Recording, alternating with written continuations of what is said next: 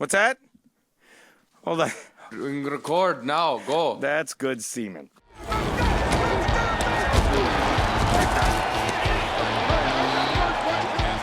action fakes it for pass end zone. Yes, touchdown.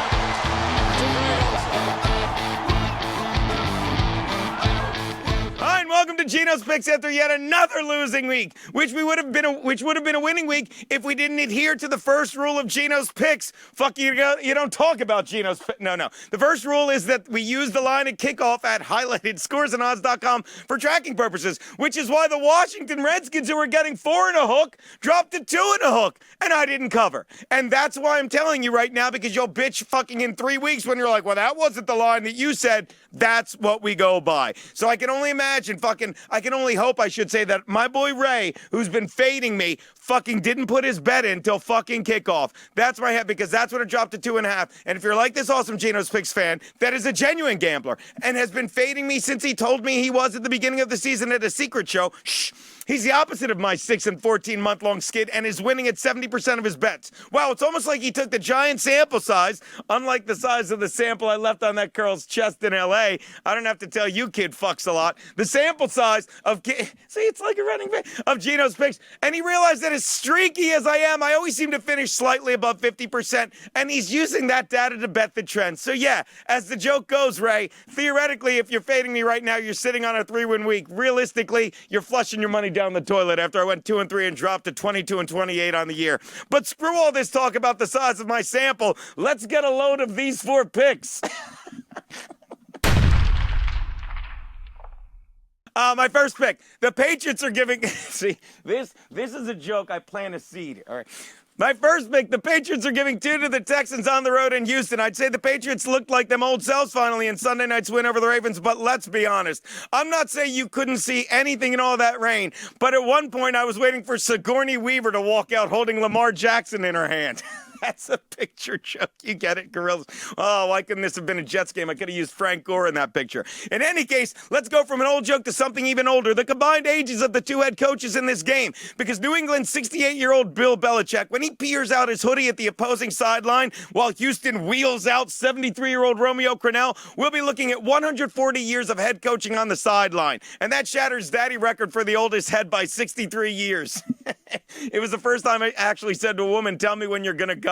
Look, I like that. Okay, so does Steve. Are we done with this bit? Yeah. Okay, back to the game. Look, Belichick has spent far more of his fewer years coaching in the NFL, which is what makes him the better coach here, because he takes away the thing that you do best. He really does. I haven't jerked off once since I put this picture in my browser next to the porn. When you see the picture. But that doesn't help them prepare for the Texans. You know why? Because they don't do anything the best. In a game that comes down to QBs, I think the Texans take this game. Take the Texans and the 2 you're getting.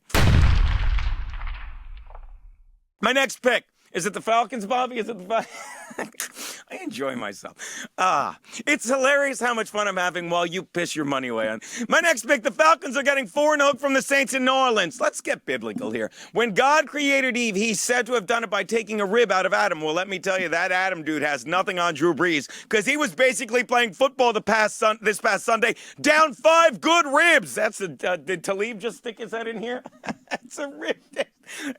Well, a second opinion verified that he did indeed have 5 broken ribs and a punctured lung this week. So just like that little dude God shoved his hand into, a ritual Catholic priests reenact religiously, this Sunday will be another day of rest for Breeze. And the only person this puts more pressure on than Jameis Winston, who will get the start, I promise you, is their other backup, Taysom Hill, who the fact that he isn't getting the start proves he's not the QB he keeps trying to convince you that he is. Just ask Saints head coach Sean Payton, who yet has weather to say which one will start in Breeze's place, but NFL Insider, including Ian Rappaport, reports that Winston will play a lot and that Hill will be sprinkled in. Well, unless Winston got a lot better over the past few months, they're going to need a lot of fucking sprinkles. Fucking not sure if you know this, but the Falcons are 3-1 under Raheem Morris, and they could very well be 4-1 after they take a page from famous Jameis's college playbook, and they steal this game like Winston at a Piggly Wiggly. I like saying Piggly. Bobby gets it. Take the Falcons and lay the 4 and a hook.